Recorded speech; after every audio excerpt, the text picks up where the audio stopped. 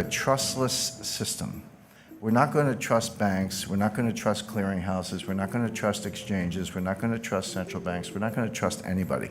We're going to have a decentralized system that a community can validate, and we don't have to rely on anybody in particular. That was the original idea. So the question is, what's your method of validation? And that's what distinguishes one blockchain from the other. So I've listed 4 of them here, but there are others.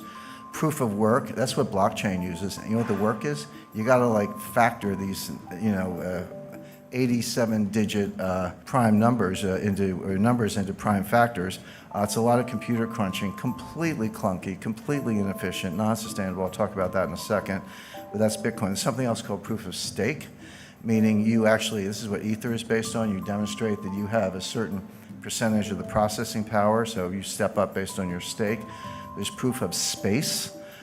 Space is storage space on a hard drive, so I get to vote on the blockchain. I get to vote on validating the blockchain because I've decided to devote a certain amount of my hard drive to that process. There's a new coin called Space Mint.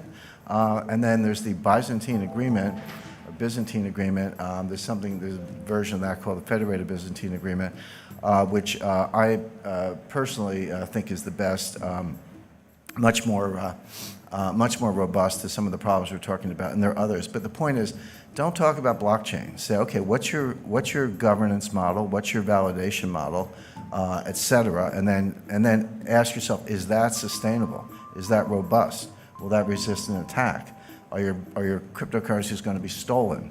These are the questions you have to ask yourself, and there are no generic answers. So I cannot emphasize enough. Coin by coin.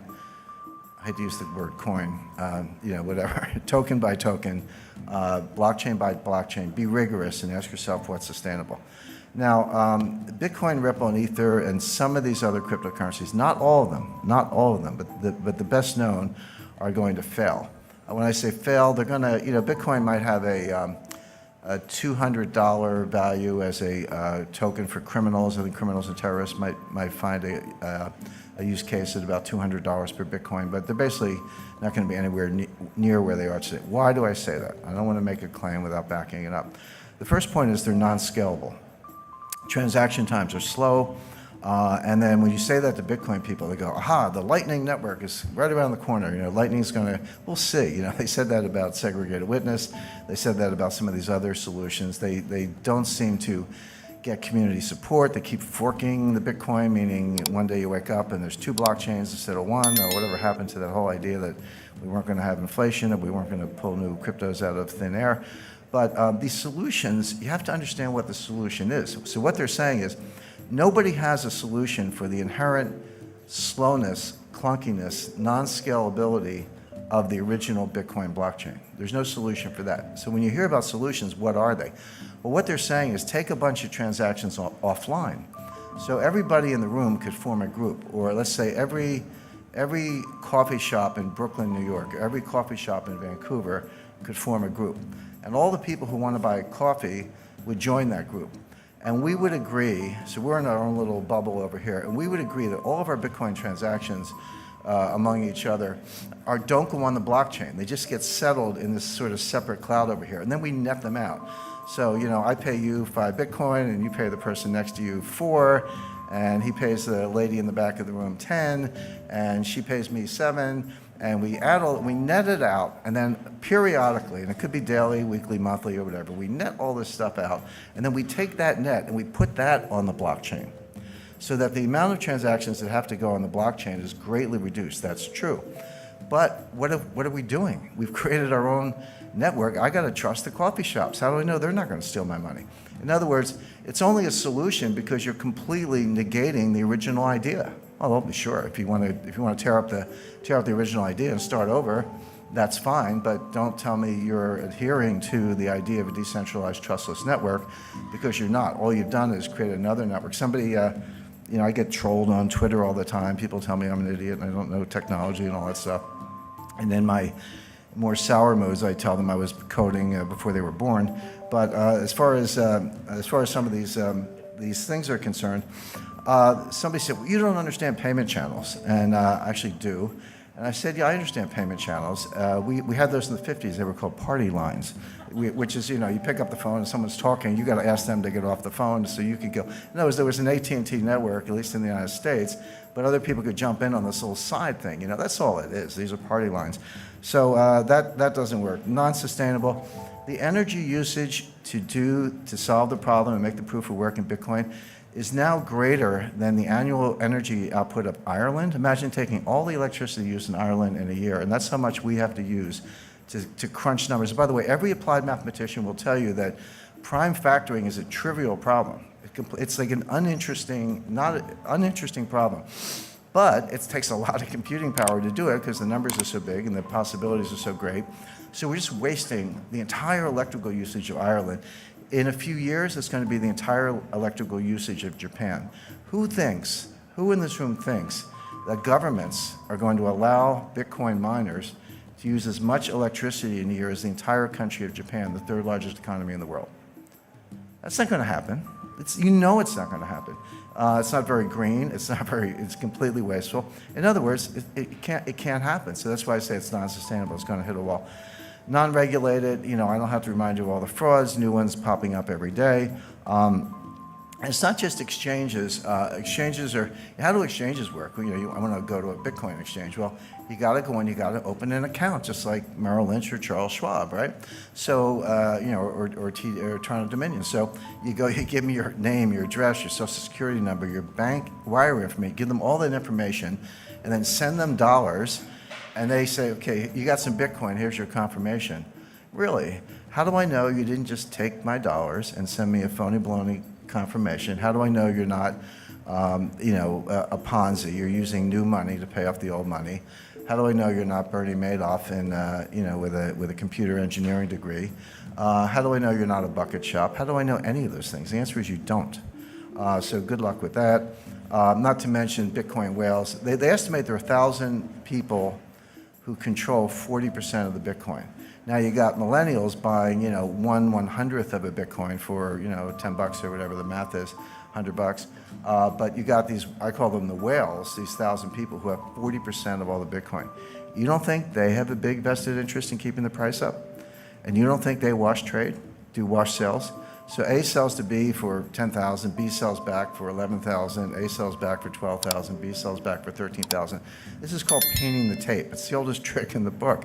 And there's no profit and loss because we're selling the same Bitcoin back and forth. But what we are doing is creating a ticker that gets the millennials, I shouldn't pick up millennials, 3 millennial children, but gets people all over the world, maybe a garage mechanic in South Korea took out a home equity loan or hocked his inventory, put his entire life savings into Bitcoin and has now been wiped out and is desperate and suicidal. That's what's going on. It's basically rich people stealing from the poor. Not a good business model in my view. And then finally, there's no use case other than criminals, terrorists, or tax evaders. Why is Bitcoin better than Visa unless you're a criminal? Now, if you're a criminal, I get it. If you're buying child pornography, you want to use the dark web and use some cryptos and all that. And if you try doing that with Visa, you'll probably get a call from the FBI. So I understand why it's good for criminals. But if you're not a criminal, if you're not a tax evader, if you're not buying child pornography, if you're not an arms dealer, if you're not a terrorist, then why is Bitcoin better than Visa? There's really no use case for it other than crime.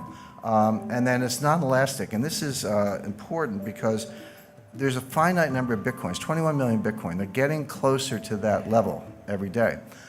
And everyone's like, this is a good thing because, the problem with central banks is they print all this money and we're going to have inflation. By the way, we haven't had any inflation for the last 8 years. Separate issue. I'll come to that if we don't run out of time. But, we hate central banks. They print too much money, blah, blah, blah. So we're going to cap the number of Bitcoin. But money supply has to be elastic. It can't be too elastic. The problem with central bank money is that it's too elastic.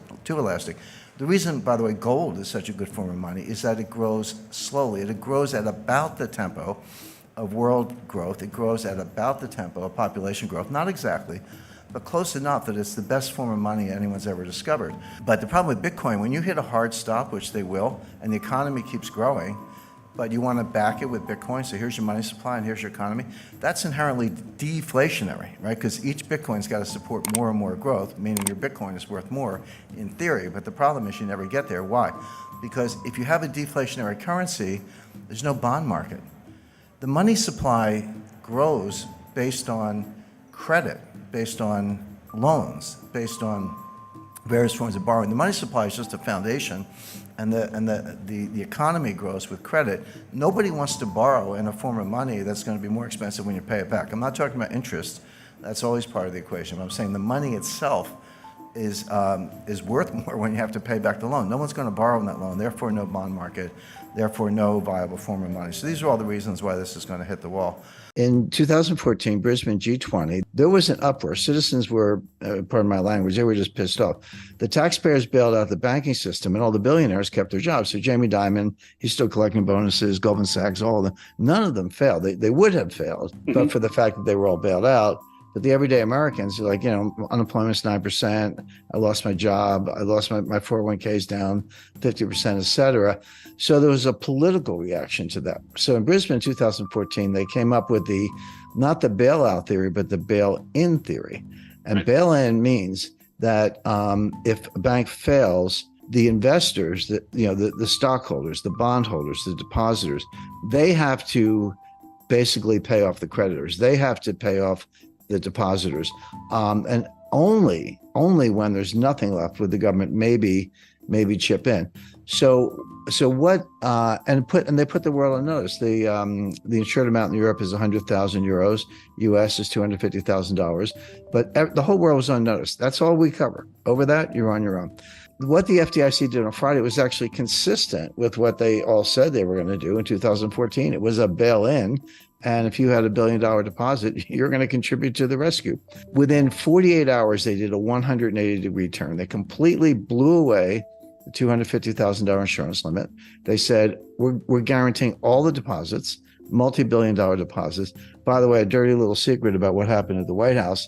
I said that, the Silicon Valley billionaires were crying about all these little startups and all this stuff. The truth is, a lot of what Silicon Valley Bank was financing was green technology, but they were in the White House sweet spot by saying green, and they were. That was actually what they were financing. Everyone thinks, oh, somebody's working on an app. They weren't apps. They was like battery power. So they get bailed out. At the same time, on Sunday night, now we're talking March 12th, they closed another bank, which was Signature Bank. Something about S, Silvergate, Silicon, Signature, all the S's were going down. Now, Signature Bank was another interesting case, which was Barney Frank was on the board of Signature. And if that name rings a bell, just think of Dodd-Frank. Dodd-Frank, 2010, 1,000-page legislation. I know I met Barney. I know Chris Dodd very well. That was supposed to solve all the problems of the 2008, 2009 financial crisis, et cetera. Here, the author of the bailout legislation is on the board of the bank, and his bank gets shut down. Well, what's up with that? They bought government bonds. And when interest rates went up from 10-year note, treasury note yield to maturity went from 1 3/4 to 4, all those bonds lost 80% of the value. That's what happens on long duration bonds. Bond math is simple: rates up, price down, vice versa. Well, the rates were up, the price was down. So they were underwater and insolvent, and they got shut down. So Barney Frank's out whining the next day. He's like, hey, yeah, but that's true of every bank in the country. There's not a bank out there that didn't load up on treasury bonds at 1 3/4.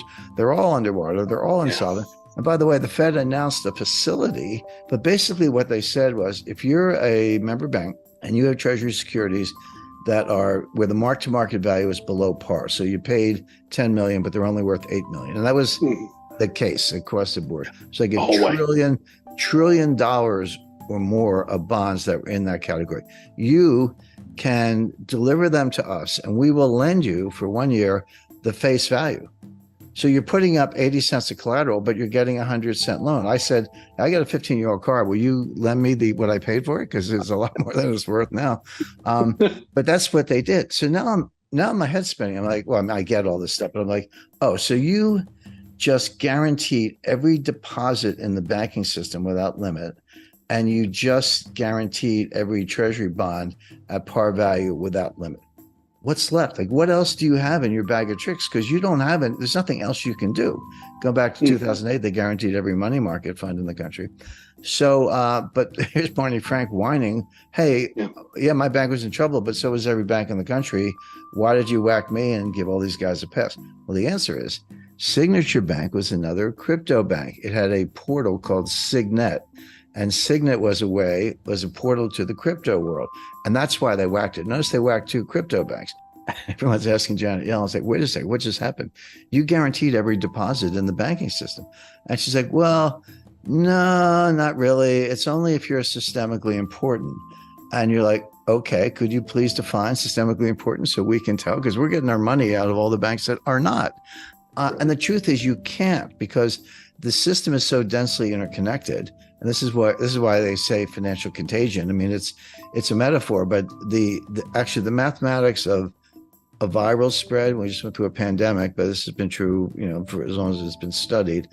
The mathematics of viral contagion are identical to the mathematics of financial contagion. The equations are the same, the way it spreads. And of course, Janet Yellen can't define systemically important. Number one, they try, but they can't. Number two, I don't care how small you are. If you're a small bank and there's a run, the guy across the street, he's getting his money out of that bank. And again, it's like COVID. It's like it just keeps going until the system collapses, which means by definition, just by the dynamics, there's no such thing as a bank that's not systemically important because they're all connected. Even the little banks are borrowing from the big banks, et cetera. So Janet Yellen hemmed and hawed and didn't have a good answer. She never does. She's not that bright. And so there we are. So the Fed has guaranteed every bond at par value, even if you're worth 20% less. And the FDIC has guaranteed every deposit. And Janet Yellen can't give you a good definition of what's covered and what isn't. Okay. Now a week goes by. What's on tap for the next weekend? Again, Friday night press release, shotgun wedding, Credit Suisse and UBS. Now you're talking to big guys. These are two of the biggest, oldest banks in the world. I think Credit Suisse have been around since the 1870s, maybe, and I'm not sure about UBS, but they were the two biggest banks in Switzerland. So Credit Suisse fails, and they get taken over by UBS. Okay. And now everyone's like, oh, what's next? Who's next? And there's a list. I'll go through it in a minute. What factors come into play? How can I think about whether a bank is likely to fail or not, regardless of whether they're getting bailed out? And there are two metrics that are really good. One is look at the ratio of uninsured deposits to total deposits. If that number is more than 30%, you're a sitting duck. And in Silicon Valley's case, it was 97%. They were 97% uninsured.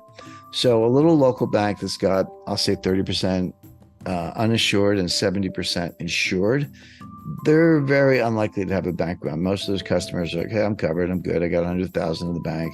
All good. But when you're up north of 30, certainly north of 50, 70, 80, 90, you're an accident waiting to happen.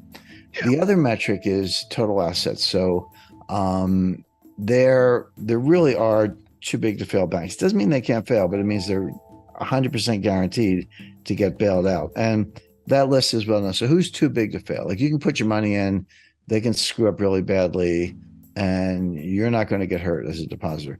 JP Morgan Chase, Wells Fargo, Goldman, the usual suspects, Goldman Sachs, US Bancorp, Capital One, TD, State Street, Citi, B of A, Morgan Stanley, PNC Financial, Bank of New York Mellon, Truist Financial, and BMO Harris. They're the giants, okay? Right. I'm not saying they can't fail. I'm saying that there'll be a safety net put under them, and no one's going to lose anything except maybe stockholders, but not bondholders, not depositors. The debt's not going up at 2% or 3%. The debt's going up 8, 9, 10% or more. The U.S. had a $1 trillion baseline budget deficit, $1 trillion per year deficit for fiscal 2020 pre-pandemic. The Congress threw $3 trillion of emergency aid on top of that. And I'm not even criticizing all those programs. I mean, the payroll protection plan loans, the extended unemployment benefits, the increased unemployment benefits. Imagine where we'd be if we hadn't done that. But that aside, debt is debt. They piled $3 trillion on top. Now, this is going to take the U.S. debt to GDP ratio up to 135%. It was 106% when Donald Trump was sworn in. It's close to 130% today. Because remember, you got two things going on. It's a debt to GDP. So debt's your numerator and GDP is your denominator, right? Well, what happened? Well, the denominator shrank. This got smaller and this got bigger. So what happens to the ratio? It blows up. So now it's 135%. If you get the laws of economics right, which is not easy because most economists don't, but if you get them right, it's really a reflection of human nature. I mean, what is an economy other than all the people in the economy starting businesses, buying, selling, traveling, providing goods and services, et cetera. So human nature doesn't change, or at least it hasn't changed much in the last 100,000 years. So the fundamental laws of economics don't change either, but circumstances change, facts change, and that's important. Now, to answer your question, Kerry, you're right. There is a school of thought, a growing one, an influential one, that the debt doesn't matter. It's like, well, wait a second. So what? So the debt to GDP ratio went to 135%, which it did. Who cares? Well, what's wrong with it? 180%. We got issues. We got problems. Print up the money and monetize the debt and spend it and keep going. What is the problem? This comes under the banner of something called modern monetary theory, MMT. It's flawed, it's wrong, but it's got its followers, and those followers are now in the White House because one of the things Joe Biden had to do to get elected was to make peace with the Bernie Sanders wing of the Democratic Party. They take the view that if the Treasury didn't spend the money, how would anybody make any money? That's ridiculous, but that's what they say. They say, hey, when the Treasury spends money, what do? Well, they build aircraft. They have benefit programs. They have government contracts. They do whatever they do. But when the Treasury gives you the money, you take the money and you spend it on somebody else, goods and services, go out to dinner, have subcontractors, whatever it might be. That's the real source of money. They also take the Treasury and the Fed and they merge them. Now, that's not legally the case. The Treasury and the Fed are separate institutions. The Treasury is just part of the executive branch, and the Fed is an independent agency. And the Federal Reserve banks are actually privately owned. A lot of people know. Some people know that, some people don't. But the Federal Reserve banks are privately owned by banks in the districts, so Citibank, Bank of America, et cetera. So they're completely separate. But the theorists ignore that and say, no, the Treasury needs to spend money because that's how the economy grows. And the Fed can monetize the debt. So you spend the money you don't have, you borrow to cover it, you issue bonds to cover the borrowing. And if the market wants to buy the bonds, fine. But if not, the Fed can buy them and put them away on the balance sheet, wait 30 years and collect the money. What's the problem? Who cares about the debt to GDP ratio? It's kind of a statistical abstract, but why should that stand in the way of using money to solve our problems, which are free healthcare, free childcare, free tuition, forgiveness of student loans. That's a $1.6 trillion ticket, by the way. And look, everyday readers and investors, there's no reason they should know all this stuff. This is total inside baseball. You have to be a geek like me to kind of keep up with it, but it's all coming. But what that means is we're going to test the Rogoff-Reinhardt thesis. Now, let me just take a minute to explain that. Up to a certain debt to GDP ratio, there is a Keynesian multiplier greater than 1. So the classic example is the UK was in a depression before the rest of the world. They have been hit pretty hard before the Wall Street crash. People aren't spending, they're saving. It's the liquidity trap. So if you get money, you pay down debt. When you don't have any debt, you put it in the bank. Whatever you do, you don't spend it. You hoard cash. Or people were buying gold. They were accused of hoarding gold, et cetera. But what they weren't doing was spending. And there was a lack of aggregate demand, and the banks were not lending. So Keynes said, well, if everyday people won't do it, the government must. The government can borrow. The government can spend. And what they discovered was that if you borrow $1 and spend $1, you can get $1.50 of GDP. Now, there's a separate debate as to whether that's actually incremental or whether you're just pulling growth forward. But so what? Even if you are pulling growth forward, maybe that's what you need to do when you're in a liquidity trap. But there's a problem. He called it the general theory of employment, interest, and money. But it was actually a special theory. I think it had a little Einstein in me because of the general theory of relativity, but it's actually a special theory, which means it's a theory that works in a set of circumstances, a set of conditions. The conditions where it works are you're either in a recession or just coming out of one. You have excess capacity and labor and industrial capacity, and you have very little debt. In those circumstances, you can borrow $1, spend $1, and get more than $1 GDP. The problem is that extra GDP you get for the borrow and spend, it goes down as the debt to GDP ratio goes up. What Reinhardt and Rogoff discovered is that at 90%, you go through the looking glass. Your payoff is now less than $1. You borrow $1, you spend $1, and you only get 90 cents of GDP or 95 cents, et cetera. So now, not only are you not getting your dollar's worth for the borrowed dollar or something more, which you did at lower levels, you're getting less than $1. So now what's happening? You're borrowing $1, you're spending $1, you're not getting $1 of GDP, but you are getting $1 of debt, which means your debt to GDP ratio is going up and the 90% is getting worse. And I just mentioned the United States is at 135%.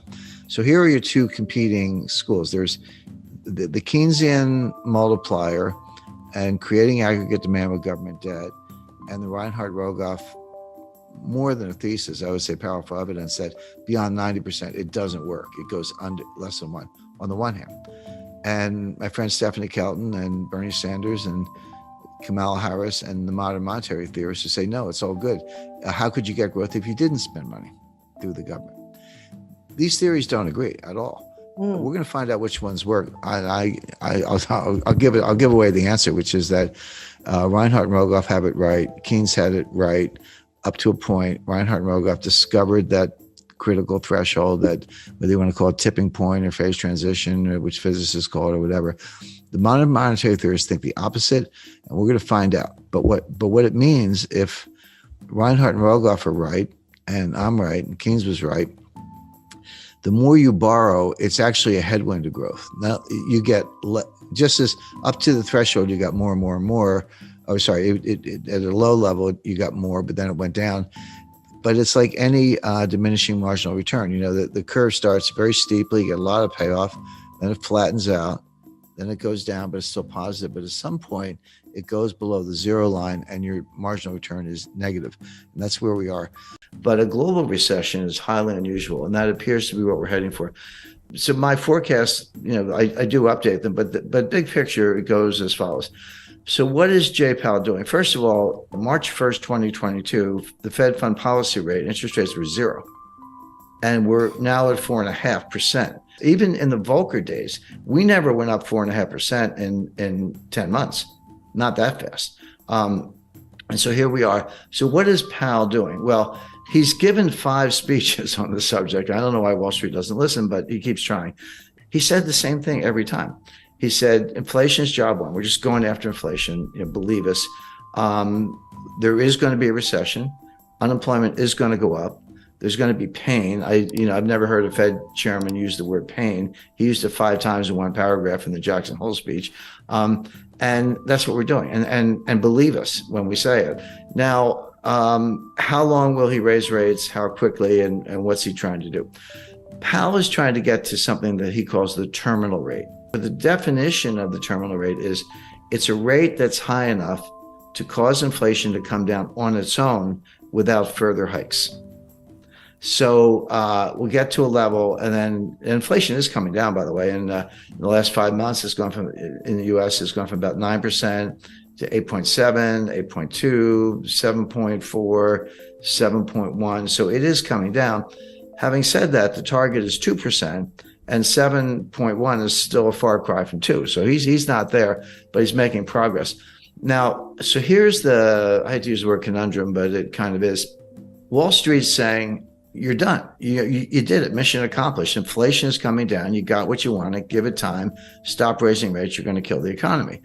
But the Fed is saying, well, we actually don't know. We can't untangle it. Yes, inflation is coming down. That's subjective. But is it coming down because we're still raising rates? Or is it coming down because we're at the terminal rate? Those are two different things.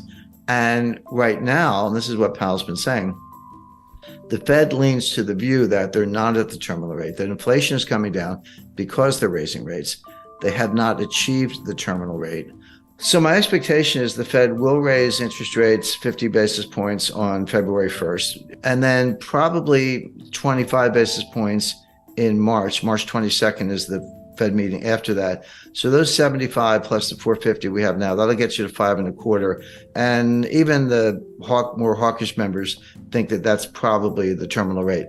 So, so Powell and the Fed have said, yeah, inflation's coming down, but it's because we're raising rates, not because we're at the terminal rate. We're going to get to the terminal rate, probably 2 more hikes, and then we'll pause. And then if we're right, we'll just let inflation come down on its own. And that may take a year. So all this stuff about the Fed pivot and cutting rates and all that stuff, I mean, the Fed's thinking mid 2024 before they do that. Now, Wall Street are saying, no, you're not going to get that far. You may be at the terminal rate already. You're definitely going to cause a recession. It'll be more severe than you think, and rates are going to have to come down sooner than people expect. In other words, you've already achieved the terminal rate. You just don't know it, and you'll probably be the last to know. So with Wall Street, with the cheerleaders, sending that message, but with some serious market indicators, including yield curves, sending that message. Why is Powell sticking to the game plan as I described it? And the answer goes back to 1980, believe it or not, and what's called the Volcker mistake. People forget that there was a recession in 1980. It was sharp but quick. It was over very quickly. It had nothing to do with monetary policy. The Carter administration issued some dopey regulation on a ceiling on credit card interest rates. And the industry said, fine, we're just not going to lend anybody any money. The economy fell instantly, kind of like a smaller version of what happened in 2020 with the pandemic panic. And then they said, oh, sorry, just kidding. And then they took the ceiling off and then things got back to normal. Now, this was a time when farmers around the country were driving front loaders and tractors to Washington, and they were circling the Fed building. And one guy drove his tractor up the steps of the Fed, and Volcker was being burned in effigy. That all happened. So it was a little bit of pressure. And of course, Congress was up in arms and the White House was up in arms. So Volcker, not quite panicked, but he cut interest rates 7 percentage points, not 0.7, 7 full percentage points to deal with the recession, which, number one, was unnecessary because the recession was caused by a policy blunder from the White House, which was quickly corrected. And number two, he had not won the fight against inflation. Well, after he cut rates and we came out of that very quick sort of snap recession, inflation got even worse. And that's when Volcker had to raise rates to 20%. And Volcker, in hindsight, and he said this in his last book, just before he died, he said, we shouldn't have done that. We should have stuck to our inflation mission. So now Powell, remember, Powell's not an economist, he's a lawyer, so he kind of thinks like a lawyer. I can relate to that, looking at both sides. Powell does not want to be that guy. He does not want to be the guy who balks early and cuts rates, the famous Wall Street pivot, before the battle against inflation is won, because the outcome could be exactly what Volcker experienced, which is inflation wasn't done, doesn't go away, comes back stronger, and then you do have to destroy the economy, as we did in 1981-82. That was the worst recession. That was far worse than the little one in 1980. That was the worst since the Great Depression. We've managed to break that record several times since then, but at the time that was horrific. But Volcker and others have said that was a blunder he never should have done. So Powell does not want to give up the rate hikes too early because he does not want to repeat the Volcker mistake. He does not want to be that guy. And that's what's driving him, even as Wall Street screams, you're already there. So the question, so that's the lay of the land. There's the two competing sides. How does this play out? In my view, Powell probably is there. He probably is at something like a terminal rate. He probably doesn't have to raise interest rates anymore. He doesn't believe that himself. His models tell him otherwise because they're relying on the Phillips curve, which is junk science. I mean, the last time I looked at a Phillips curve, it was flat. At least where I went to school, curve was curved. This thing is flat. There is no correlation between unemployment and inflation. There just isn't. But the Fed thinks there is. So I always tell people, don't. If you want to forecast Fed policy and understand the Fed, don't think like a rational person. You have to think like the Fed. Because you have to get inside their heads or else you're going to get it wrong. So they're looking at unemployment, which is the lowest. The unemployment rate is the lowest since 1969. Well, if you believe in the Phillips curve, then that's a sure sign of inflation. As I say, even though it's coming down, it's still pretty high. So they think they have to keep fighting this fight. But here's what they're missing. Here's where it all falls down. Yeah, inflation as measured, CPI, PPI, personal consumption expenditure, core, non-core, year over year. There are like 20 different ways to measure it. It is coming down, but there are two sources of inflation. And it's going to sound obvious, but you got to separate them: the supply side and the demand side. They both result in price increases, but they have completely different dynamics. Supply side inflation is what we're seeing. It's what we saw in 1974 with the Arab oil embargo during the Arab-Israeli war, when they cut us off from oil, and you had to line up for gasoline. I lived through that.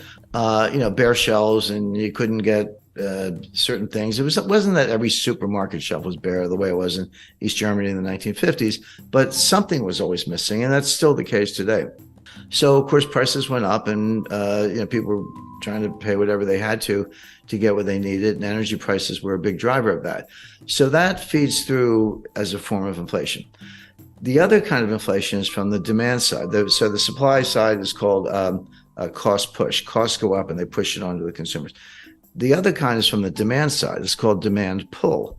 And basically consumers have a change in mentality. They're worried about inflation. They would say, hey, I was thinking about buying a refrigerator. Gee, I better go buy it today, because if I wait for 6 months, the price is going to go up. Or apply that to anything, a new dress, new suit of clothes, whatever. And so you're pulling demand forward, and it's behavioral. And that will also drive prices up. But they're very different things. Now, cost push can morph into demand pull. That's what happened in the 70s. It started from the supply side, but by the late 70s, 80s, and Volcker, which we've just been talking about, it had tipped over into the demand side. That hasn't happened yet. We've had the supply side inflation, the cost push. It hasn't yet tipped into demand pull. It hasn't really affected consumer behavior that much in terms of people anticipating more inflation. It could, but it hasn't happened yet. Here's why that's an important distinction.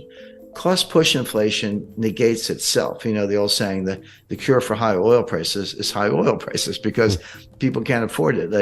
Maybe if demand is inelastic, you've got to fill up your Ford F-150 truck with gasoline to take the kids to school or go to work. But if you're unemployed, you're not buying any gas because you're not leaving the house.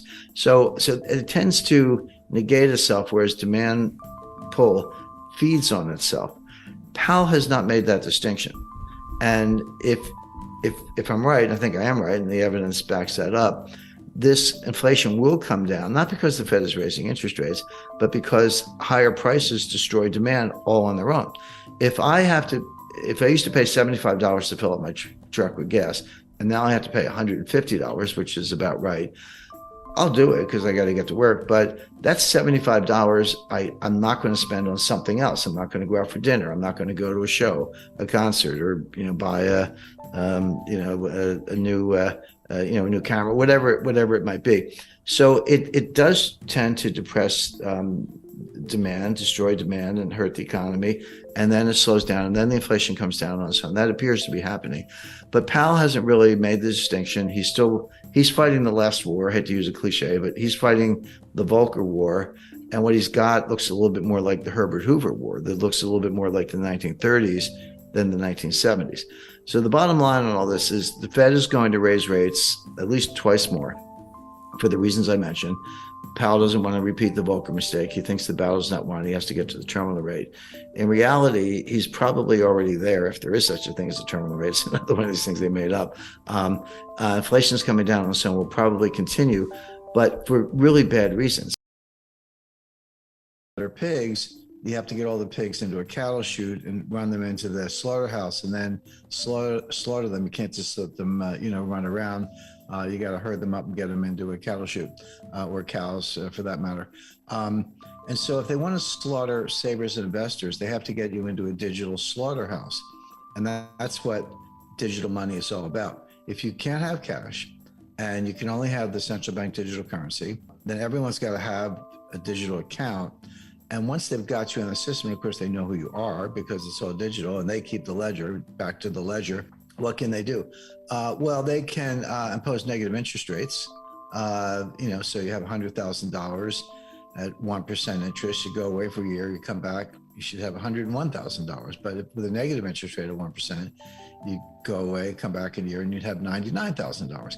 Well, cash is an easy way around that. At least, you know, you bury it in your backyard, but at least you'd have the $100,000 in my example a year later. But with a digital account, they can actually take it out of your account. Number one. Number two, they can put a timestamp or an expiration date on your money and say, okay, here's your money that's in your account, but if you don't spend 10% of it in the next 30 days, we're going to impose a 2% penalty. We're going to take it away basically if you don't spend it. Oh, what does that do? It kind of forces you to spend it. Is that a kind of stimulus? Maybe, I'm not sure. These things don't usually work out as the eggheads plan, but the idea would be if we don't have enough what Keynes called aggregate demand, we'll force people to go buy stuff by telling them if you don't spend it, you lose it. Use it or lose it kind of thing. Okay. Withholding taxes. Now, again, in the United States, I think it's similar in Australia. If you have a job, quote unquote, your regular payday, whatever, they pay you, but they deduct the withholding tax at the source, and it's based on the rate. So maybe it's, 20%. So you make $1,000, they take out $200, and here's the $800 net to you. And then at the end of the year, they give you a statement, you file your tax return, and you claim the withholding, and you reconcile your taxes. But that's not true for independent contractors, doctors, lawyers, professionals, writers, anyone who you earn a living, you work, right? But you don't have any withholding tax, but you still have the money still goes in your bank account. Well, now they can just impose the tax on your bank account. Say, well, hey, we see your inflows here. You make a nice living. We're going to take 20% of that. Again, send your tax receipt, and file your tax return and sort it out at the end of the year. That would come as a shock to a lot of doctors and lawyers. So negative interest rates and withholding taxes are two things that are hard to impose if in a world of cash and non-central bank digital currencies, but they're easy in a world of no cash and central bank digital currencies. Well, it gets worse. This is the culmination, just kind of cut to the chase. This is the culmination of the total surveillance state. We already have facial recognition software, very good. It's like your face is like a fingerprint. Everyone's a little different. You say, well, that's okay. I'm going to put a mask on because COVID, and sunglasses, and pull a hat down to my forehead. You'll never see my face. You know what? They have gait recognition software, GAIT, meaning how you walk. Everybody walks differently. Was it that Monty Python thing, the mystery of silly walks? Well, silly or not, everybody walks differently. And so they can actually digitally identify you just by the way you walk.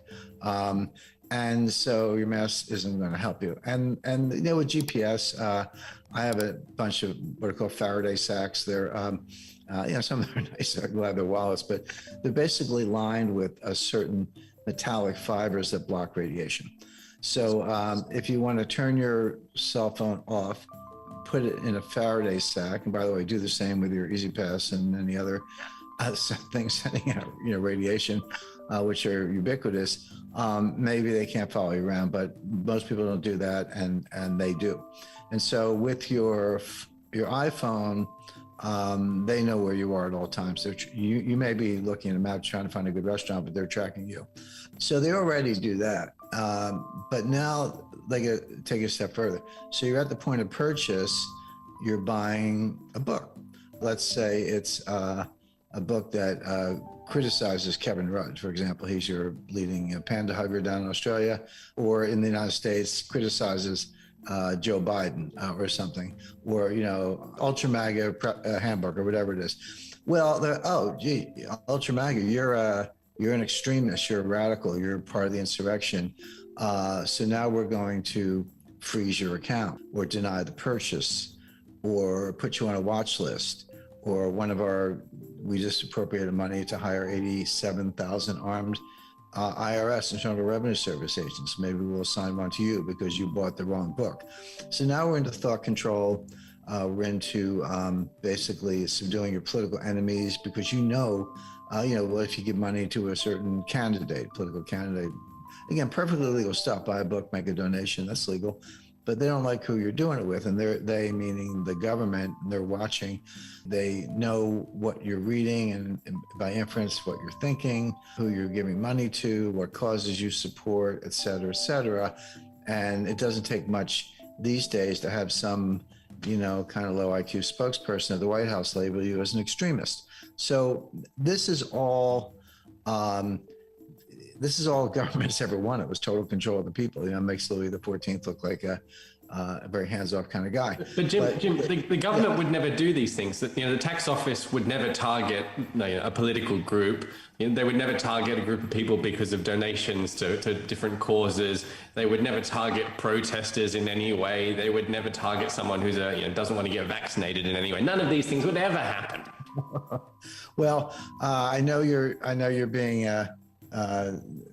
actually very serious, but I know that's more rhetorical. The fact is, not only will they happen, they have happened, they are happening. This is the world we live in. That's absolutely the case. And let me give some concrete examples, because I don't put stuff like that out there without backing up. So in 2010, the IRS targeted what we call in the United States the Tea Party movement. This was the first midterm of President Obama's first term in office. Historically, a time when the president's party loses a lot of seats. It's not even Democrats versus Republicans. It's just a consistent pattern of first term president, first midterm election, they lose seats. Obama lost almost a record number of seats, something like 63 or 64 seats versus an historical average closer to 30. Because of people were upset about Obamacare, they were upset about the tax increases, the bailouts coming out of the 2008 global financial crisis favored the rich, hurt the poor. There was just a lot of people were having second thoughts about voting for Obama in the first place. So we had this Tea Party movement, and they just kicked butt in the 2010 election. Well, so these were springing up everywhere. This was a genuine grassroots movement. There was no nationwide top-down organization. Communities were like, hey, let's start our own branch of the Tea Party, et cetera. And because they qualified as nonprofit organizations, there's some rules around that, but you have to apply to the IRS, our Internal Revenue Service, for a designation and a number proving that you're a nonprofit organization. Well, the person in charge of those was slow rolling all the applications. They weren't getting approved. They were entitled to it. That the IRS intervened to squash the formation of Tea Party movements from coast to coast for political reasons, plain and simple. Well, that was 12 years ago, and there was no central bank digital currency. Imagine how much more powerful that kind of corruption is today. I think investors really should be prepared for the worst. I think I can keep this brief in the sense that a lot of what's going to affect the stock market is the geopolitical situation. But if you got a 401k and you're just buying the S&P 500 index from Vanguard or Fidelity, and it's been going up, and it has been going up, there's no question about that, and you're like, I'll just sit there and watch it go up, be careful. There's nothing I see that's going to make that better. And I remember the 1970s, the stock market peaked, Dow Jones peaked in 1969. It didn't get back to that peak until 1982. Now, okay, 1982 was the beginning of one of the greatest bull markets in history, grant that, but 69 to 82 is 13 years. It went sideways. Now, again, there's volatility and dips and peaks, and I'm not saying you can't make money, but I'm saying that there's a 13-year period when the stock market ended up where it started, number one, around 1,000 on the Dow. And when you adjust for inflation, because we had massive inflation like in the late 1970s, it was still down. So that's 13 years. The U.S. is heading into a recession, and we may be in a recession. Everyone's like, wait a second, GDP was up 5%. And it was. That was the number it was the first government estimate for the third quarter of 2023. It was up 5%, but it was very heavy on consumption and very heavy on inventory. So when those two things, well, consumption, obviously, but people don't realize when wholesalers and distributors build up inventory, that counts as GDP. Well, it's fine to build up inventory if people are buying the stuff. But if they don't buy the stuff and you're up to the rafters in inventory, you got to start writing it down. This is where you see, you go to the Gap and you get like 10 shirts and 5 pairs of jeans for $30. I mean, this is what happens. They slash prices. They do 2-for-1 sales. They just move the merchandise, and particularly in certain areas, stuff goes out of style. The fashion industry is notorious. Who wants last year's, coat or whatever. So So then the inventory situation comes down to the consumer. Are people buying stuff? It looks like the consumer hit the brakes in August. Now the second quarter is July, August, September. Sometime around mid to late August, after two pretty strong months, and they were strong, the consumers just hit the brakes. A couple of reasons for that. Number one is during the pandemic, you go back to 2020, 2021, what was going on? Well, starting with Trump in, I think, June 2020, he gave everybody a $1,400 check. If you got a heartbeat, you got a check. And then Trump did it again in December 2020, sorry, just before he left office. It was another $600 check. Biden comes in and says, well, I can top that. And Biden does in February 2021, right after he was sworn in. Here comes another $1,600 check. And then there was Build Back Better, the Inflation Reduction Act, which is actually the greenest scam. I mean, we were spending we were running deficits of $2 trillion a year for about 4 or 5 years. The total spending was higher than that, but that was the deficit alone was about $2 trillion a year.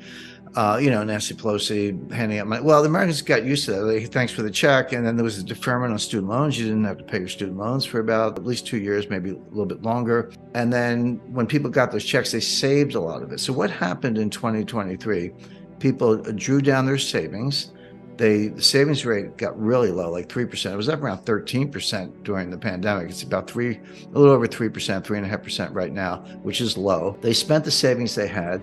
They didn't make new savings, and then they turned to the credit cards and ran up their credit card balances. Well, that feels good for a while, but then if you're paying the minimum and rolling over the balance and you're at your limit, your credit limit's used up, and the interest rates are 20%, some of them are 28%, you're going to double that balance in 3 years. So if you're like, I'll just pay the minimum this month and I'll figure it out, your balance is going up because the interest is compounding faster than you're paying it down at 25%. So people are tapped out on their credit cards. They've used up their savings. They're getting into a deeper hole because the interest is compounding faster than they can pay off the credit cards. And they're just backing away. And it's showing up in things like gasoline consumption. It's way down. Gasoline is what economists call, the demand for gasoline is what economists call inelastic, meaning you just have to buy it no matter what the price is. You got to take the kids to school or get to work or go shop, whatever it is. You're just going to buy the gasoline even if you don't like the price. By the way, lately prices have been coming down a little bit, which is another, that sounds good, but it's actually a bad sign because it's disinflationary, which kind of leans in the direction of a recession. But for gasoline consumption to drop, forgetting about the price, that means people are not driving. They're not going on vacation. They're not doing road trips. They're not driving any more than they have to. There are a lot of other signs. We don't have time to get into all the technicals with negative swap spreads and inverted yield curves and all the rest. But it does look like the consumer slammed on the brakes around late August, early September. You've got to be tuned into the geopolitics to understand the stock market. You can treat them as separate subjects, but if the world's falling apart, that's not good for stocks. The funny thing now is that the highest yields in the U.S. Treasury market are in like a 6-month bill. Like, wait a second, shouldn't I get more if I buy a 30-year bond, or shouldn't I get more if I buy a 10-year note? It's a longer maturity, more stuff can happen, inflation, credit downgrades to the United States, bank freezes, all those things can happen. I want a higher interest rate for my longer term security. That's usually the way the yield curve looks. It's upward sloping. The longer the maturity, the higher the rate. That's not true today. The highest maturities are right around 6-month bills, 1-year bills, going out to 2-year notes. When you get to the 10-year note, you actually get a lower interest rate, lower what's called yield to maturity than you do on a 2-year note. So therefore, the next level of analysis is, well, what's going to happen to interest rates? Everybody wants to know that. In my view, they've peaked. They're going to come down. And I base that on what I said earlier about the economy. If we're going into a recession, we're going into a slowdown. We're looking at all kinds of geopolitical risks. Stocks are coming down. Then interest rates are going to come down too. But it's important to know that the world economy is slowing down. Germany is in recession. Japan is very close to it. UK, very close to it. Canada, I'm hearing nothing but, bad reports, housing market collapse, etc. China may not technically be in recession, but it's slowing rapidly. The thing with China, it's the second largest economy in the world. They've been growing at like 10%, 10% for over 20 years. When you compound something at 10% for 20 years, you're going to increase it by a factor of 10 or so over that time period, but not now. They're almost certainly below 5. They're going to print 5 because they make up the numbers if they have to. But when you strip out wasted investment, I mean, investment that, you build a massive train station with 128 escalators and marble walls, but nobody goes there and the tickets are $10. You can't pay for that. It doesn't produce any wealth. It just creates jobs. So the real estate sector is collapsing. That's been the biggest driver. People are not stepping out to buy houses. They're not taking the bait. Lower interest rates haven't helped. And so China's in a massive slowdown. Whether it's technically a recession almost doesn't matter, because when an economy that big slows that much, it drags the world down with it. So China's not going to save us. Europe's not going to save us. So it's a bit of a stretch to think the U.S. is going to dodge this bullet. If China's slowing down, Germany's in recession, Japan's getting close to recession, Canada, UK, emerging markets, the whole world, plus what we're looking at in the Middle East, the idea that the United States is going to boom while the whole world is going down is just not true. Globalization may be yesterday's news, but it's not over. These supply chains are still global, and we're seeing a lot of problems in the U.S. One of them, by the way, EVs, electric vehicles. People are waking up to the fact that they actually don't work. I mean, you can drive around in them, but they don't get the mileage they advertise. And, the resale value of Tesla is close to zero, because if you buy a used Tesla, the first thing you got to do is spend $10,000, maybe more, on a new battery. So you're like, wait a second, I bought a used car. I got to spend $10,000 to get a battery? Forget it. And the prices are sky high. It's all been subsidized by the government. So that industry is slowing down. The inventories are building up. It's part of what the UAW strike was about. And as I say, consumer hit the wall. So the U.S. is going to follow. The U.S. has been doing better than the rest of the world. The rest of the world's not doing well at all, and particularly China. And the U.S. is going to follow the world into this global recession. These are the early signs of a global liquidity crisis, which is different than a recession and different than called a plain vanilla, financial crisis. The liquidity crisis, is when you get ready to turn off the lights. There's a dollar shortage around the world, and people say, how can that be? The Fed printed, $7 trillion of money, M0, actually higher than that. I think we're up to 9 trillion. They just flooded the zone with money. And the answer is yes and no. Yes, they did print, over $7 trillion of base money, so-called M0. But that money didn't go anywhere. How does the Fed print money? Well, they buy bonds from dealers, from the big banks, the so-called primary dealers. So the open market desk at the Federal Reserve Bank of New York calls up Goldman Sachs. It offers me 10-year notes. Goldman says, here's a price. Okay, done. Goldman delivers the notes to the to the Fed, and the Fed pays Goldman. And that money comes out of thin air. That is money printing. But then Goldman takes the money and gives it back to the Fed as excess reserves. It doesn't go into the real economy. Nobody borrows it, nobody spends it, nobody lends it. All that happens is at the Fed, you're building up both sides of the balance sheet. You're building up the asset side with U.S. Treasury securities, and you're building up the liability side with deposits from the primary dealers in the form of excess reserves. So that money doesn't do anything. I mean, it's printed, if you want to say that, but it has not caused inflation.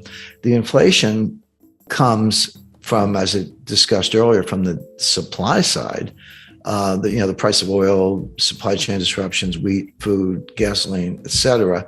The inflation is flooding in, and it's exacerbated by fiscal policy. Now, you have to, what I just described about the money printing, that's monetary policy. Okay. But fiscal policy, which is the 5 or 6 or probably $7 trillion of deficit spending, that's helicopter money. When the federal government and the Congress and the Treasury hand out checks, that's helicopter money. That's not like giving Goldman money and then Goldman gives it back to you. Forget that. It doesn't do anything. The minute it exists, it doesn't do anything. But when the government hands out checks, that's real. Now, some people saved them during the pandemic. A lot of millennials opened accounts on Robinhood and started trading cryptos. They could, kiss that money goodbye. But more recently, that money has been spent, and that's when the inflation really took off. So that was driven not by monetary policy; it was driven by fiscal policy. But getting back to the strong dollar, there's something else going on, which is the entire international monetary system is driven not by the Fed, but by Eurodollars, by money that banks lend to each other so that they can support their balance sheets and lend to customers or offer transactions to customers if they will. And the main transactions is approximately $1 quadrillion of derivatives, options, futures, forwards, swaps, swaptions, I could go on and on. All of that, almost all of it, has to be backed up by collateral. I could say, if I'm a hedge fund and you're Morgan Stanley and I call you up and say, Addison, I want a $5 billion total return equity swap, which is basically a derivative basket of stocks, and I can buy and sell stocks all day long up to 5 billion, but it'll be notional. You'll pay me the profit or loss and dividends, but I don't actually own the stocks. I just have a $5 billion swap with you. And then you go out and maybe buy the stocks and hedge your position. You'll do that for me if I'm a big enough hedge fund or sovereign wealth fund or institution or whatever, but you want collateral. I don't have to give you $5 billion worth of collateral. I just have to give you enough, a little bit of a foundation and the mark-to-market losses. So if I lose money on that deal, I will give you that much collateral. So collateral is the key to the whole quadrillion-dollar structure I described. So what's good collateral? Well, it used to be a lot of things, but today banks are saying to each other, we don't want your corporates, we don't want your stupid mortgages. We want 2-year treasury notes, maybe with a haircut, or 6-month bills, 4-week bills, 30-day bills, the best, absolute best, most liquid form of collateral. Well, okay, first of all, there's a scarcity of that. There's a collateral shortage, and banks desperate to prop up their balance sheets are asking, we're going to get some treasury bills, and they're bidding for them at prices that produce yields to maturity lower than what the Fed will give you for free. So if I'm a bank and I can call the Fed and the Fed will give me some treasury bills and I give them cash under an agreement to unwind that, and the interest rate on the cash is whatever, why would I go out in the market and bid on a treasury bill that pays me less than what the Fed will give me for a phone call? Why would you do that?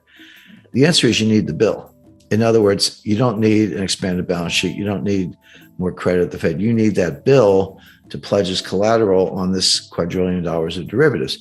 And that's what's happening. So how do I get a bill if I'm Deutsche Bank or Credit Suisse or UBS or Unicredit or Barclays or anybody else? I need dollars. Because the bills are denominated in dollars. So if I want to buy them, I got to get some dollars. So there's this huge bid for dollars that can be used to buy the treasury securities, to pledge as collateral, to prop up the balance sheet. And that's what's going on behind the curtain. That's the plumbing. That's why the dollar is strong, even though everything about the US economy is weak, meaning recession, long-term depression, deficits, trade deficits, political dysfunction, borderline civil war. It's all bad. But if I'm Deutsche Bank, I need those dollars to buy treasury bills to prop up my balance sheet. But if you can't get it, or you can't get it at a price, or the dollar gets too strong, et cetera, or the yields get negative, et cetera, what happens is, and this is happening, the banks are reducing their balance sheets. And it's just a matter of time, in my view, not guaranteed, but one could see a situation where suddenly some major player goes bankrupt. They can't meet a collateral call, or a bank gets in distress, or there's a run on the bank. Now we're back to 2008. This wouldn't look like 2020. This would look like 2008, except worse. Here, the supply side we kind of talked about. So energy shortages because of the Biden energy policy, empty shelves, supply chain breakdowns, bottlenecks at the Port of Los Angeles, not enough truck drivers, higher fuel prices get passed along. I mean, there's everything arrives by truck at the end of the day. It could come by boat or train, but it's somewhere in that delivery chain, those transportation channels, there's a truck, and they run on diesel. And when the price of diesel goes up, the price of everything in the truck goes up, because you got to factor the delivery costs into the cost at the counter. So that's kind of what's going on from the supply side. Demand side inflation, what's called demand pull inflation, is mostly psychological. In those consumers get it in their heads that prices are going up for whatever reason. Maybe they actually are going up and they extrapolate from that, or they have other reasons for believing that. And so what they do is they pull demand forward. And I lived through this in the 70s. This was what was happening in the 1970s. You want to buy a refrigerator or a car or, a new suit or clothes or anything. And you go, you know what? I better go buy it now, right now, because it's going to be, if I wait 3 months or 6 months, it's going to be a lot more expensive.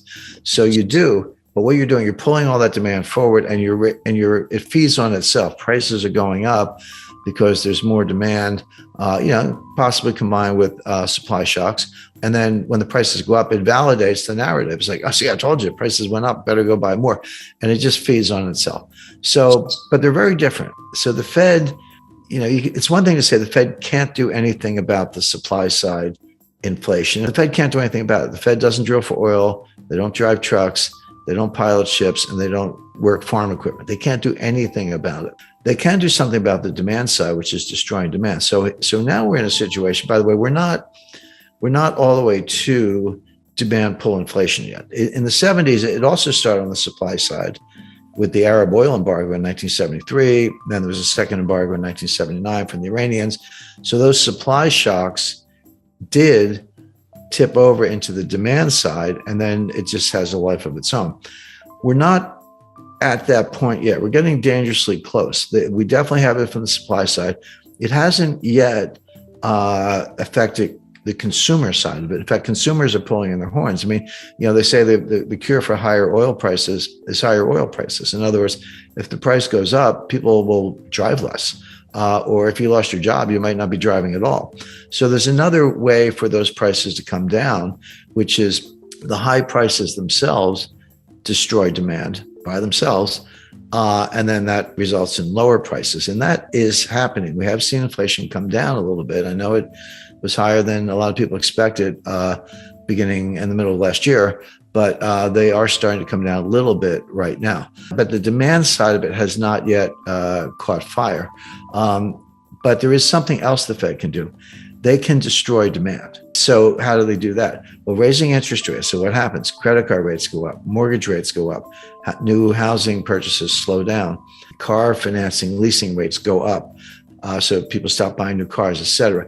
If you do that enough, you can destroy demand, but it's at a very high cost, because what are you doing? You're putting the economy in a recession. So can the Fed deal with supply side inflation? The answer is yes, by destroying demand and putting the economy in a really severe recession. So nice job, Fed. That's between a rock and a hard place. Let it go. And it'll take a long time to fix the supply side, or crush demand so much that it fixes itself, but at a very high cost. And the Fed is doing the latter.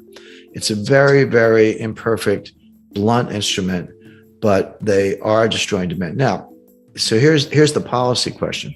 Does the Fed know what they're doing? The answer is always no. They never know what they're doing. They pretend they do. They say they do, but they don't really.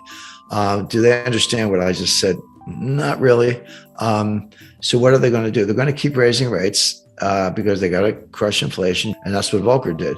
Leave aside whether that was really the problem, but that's what he did. So Powell is going to keep raising rates, and they may raise them 75 basis points in September, again in November, again in December, into 2023. And you're like, wait a second, Jim, you said we're in a recession and unemployment is going to start to go up, and there's demand destruction because of higher interest rates, and that may result in declines in housing prices. The inflation may cool off. So why is the Fed raising rates into weakness? And the answer is because they don't get it. They're always the last to know. And they're very political. Don't let anyone tell you the Fed's not political. So here we have the situation where the inflation is coming from the supply side. Fed can't do much about it. They can destroy demand, but that'll throw us into a recession. So why are you raising rates into what may be both a coming recession and a global liquidity crisis, which we just talked about? The answer is that's crazy. You shouldn't do it, but it's the Fed, and they probably will. Sure. I would say, first of all, I would say we're in a depression right now. Okay. It will last for a long period of time. But a lot of people get confused, and one can understand why, about the difference between a recession and a depression. Yeah. Most mainstream economists, they don't like what I call the D word. They don't talk about depressions. They talk about recession. So a recession is conventionally defined as 2 or more consecutive quarters of declining GDP. And this would be the first back-to-back recession since 1980, 1981. So you have a recession, you come out of it, and then you go right back down into recession. So that's technical recessions. Depressions are different. And a lot of people think, well, if a recession is 2 quarters of declining GDP and a depression is worse, well, a depression must mean 10 quarters of declining GDP, as if it's a really long recession. And that's not the definition. The depression means depressed growth. Growth is depressed relative to trend, relative to potential. So you can actually have growth in a depression, but the point is the growth is too weak. And so this is what we're in. We had... the third quarter, when you went down that sharply, you were going to come back pretty steeply. That's natural. But we didn't come all the way back. People say, well, okay, you went down 31% and you went back up 33%. So aren't you back where you started? And of course, the answer is no, because you're applying the 33% to a smaller base. So if you normalize, let's say 2019 is 100% of 2019 output. You go down 5%, and then you go down 31%. Well, now you're around 65% of the prior output. Well, if 65 is the new base and you go up 33, that adds 21 or 22. But you're only back to 87 because you're working off a smaller base. Even if you have, in my example, 10% growth in the fourth quarter of 2020, it's 10% of 87, so add on 8 more. You're only back to 95. So a simple way to understand it, you fall into a 50-foot hole, you climb out 20 feet, well, that's good climbing, but you're still in the hole. You're not back to where you started. But a better comparison is maybe Japan. I would say Japan has been in depression since 1990. Yeah. Now, it doesn't mean, now they had growth and recessions and growth and recessions. You can have 2 or more recessions in a depression with periodic growth. But the point is you never get back to the old potential. I mean, good example, the Japanese stock index, the Nikkei index, on New Year's Eve 1989, it was 40,000. Today, 30 years later, it's about 28,000. But okay, it came off the bottom, but it never made it back to the prior high. It'll never be. Oh, I think that's right. It may never be. And another example, in October 1929, the United States stock market crashed, a very famous crash, but it lasted for 3 years. And when it bottomed in 1932, it was down 89.2%, almost 90%. That's what a stock market crash looks like. But then you ask people the next question and say, well, when did it get back to the 1929 high? How long did that take? The answer is 1954. Yeah. It took 25 years to get back to where. Now, it doesn't mean you couldn't make money in the meantime. You could have bought the low in 1932 and made money in 1933. But that's what depressions look like. That's the kind of thing we're in. This will be intergenerational. The effects of this will last for not 30 months, but 30 years. Wow. And there's very good evidence to back that up. There was a group, it was an economist at the Federal Reserve Bank of San Francisco and 2 academic economists. And they looked at all of the pandemics in the last 650 years, going back to the Black Death. I often criticize economists because their time series are too short. They say they're doing correlations and regressions. I was like, well, no, we need a much bigger time series. Well, 650 years is good enough. But they went back to the 1350s, to the Black Death, and they looked at every pandemic in which 100,000 or more people died. The fatalities were 100,000 or more. Of course, the 2 worst were the Black Death, the plague in the 1350s, and the Spanish flu around 1918, 1919. The Black Death was about 75 million dead, they estimate, and the Spanish flu was 100 million dead. And then after that, there were several where there were 2 million fatalities and some fewer. They were using 100,000. Well, there were only 15 pandemics in the 650 years where 100,000 or more died. COVID-19, by the way, is going to end up being 3rd on the list. Right now, it's 5th. But we have over 1.8 million fatalities, but it's not under control. So you can see that number is going to go past 2 million. It'll pass the Asian flu, and there was one other influenza in the late 19th century. So it's going to be 3rd on the list. But what they asked themselves, because they're economists, not doctors, and they said, well, how long did it take these economies to normalize following these extreme pandemics? And the answer is, on average, 35 years. not 35 months. And just to kind of give a concrete example of that. So I grew up in the 1950s, 1960s. It was a very prosperous time in the United States. I did not live through the Great Depression, but my parents did, and my grandparents did. So I was raised with a sort of depression mentality, even though I didn't live through it. And when we were little kids, 9 years old, my parents would send us out. We'd take our wagons and go door to door and collect tin cans and newspapers. And we weren't doing it for environmental reasons. It might have been good for the environment, but we were doing it for recycling because all that stuff could be turned into buildings and so forth. And so, as I say, and that didn't change until the late 1960s when the baby boom came of age, and then we just started partying and using credit cards and everything else. So it did change, but it took 30 years to change. In other words, the behavioral and adaptive effects of the Depression of the 1930s lingered through the 1960s. And that's my experience, but it's consistent with what these researchers found out. But at the end, when we get to asset allocations, I said, the first thing I do is I explain my methodology and explain what diversification is. Diversification is a very powerful tool. It does what it's supposed to do, which is increases your total return with less risk. But people don't understand how to diversify. I run into people, they say, well, I'm diversified. I own 30 different stocks in 10 different sectors, technology, consumer non-durables, minerals and mining, et cetera. And I say, you're not diversified. You may have 30 stocks, but you're in one asset class called stocks. So when stocks are hard, they'll go up together. I'm not saying they'll go up together and go down together. So you may have 30 stocks, but you're not diversified. Diversification is, okay, have a slice for stocks. That's fine.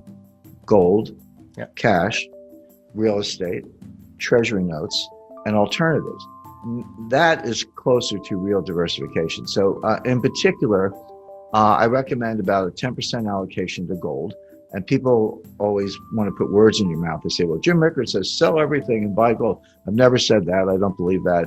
But a 10% allocation, I think, is right. That will, if there is extreme inflation, that will produce gains that are so large, they'll kind of insulate the rest of your portfolio. So you're protected that way. And if there's a loss of confidence in the dollar or some kind of currency collapse, again, gold will do very well. I also recommend 10-year treasury notes, or for the German investor, bonds, 10-year bonds. And the reason for that is, first of all, they're high credit, they're liquid, but interest rates are going to go lower, which produces capital gains. It's a little bit counterintuitive. People don't understand bond math, but it's pretty simple. If interest rates go down, the value goes up. So as interest rates go down, you're getting more capital gains.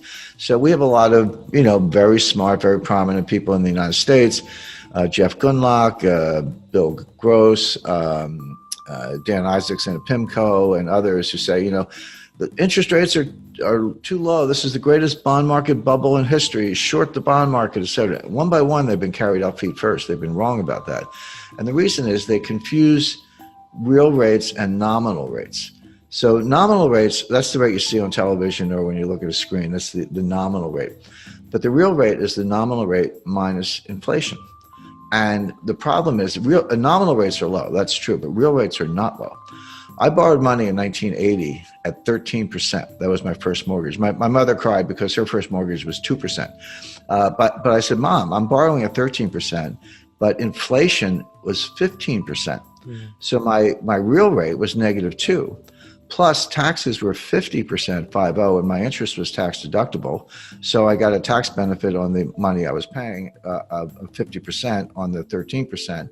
So that's another 7%, 7.5%. So my after-tax rate, after inflation, after taxes, my real rate was -8. So I was borrowing at 13 nominally, but my real rate after taxes and inflation was -8. That's a low real rate. But the point is that that's where we have to get to. If you want to stimulate the economy and borrowing and lending and spending and investment, et cetera, you have to get real rates much lower than they are right now. Well, we're not getting inflation. And eventually we may, down the road we may, but not now. Deflation is a greater danger. So if inflation is declining, we're getting disinflation and deflation, and the nominal rate is here. How low does the nominal rate have to go to get to a negative real rate? Well, it's got to go negative. It's got to go maybe -2 or -3. That will produce enormous capital gains for the bondholders.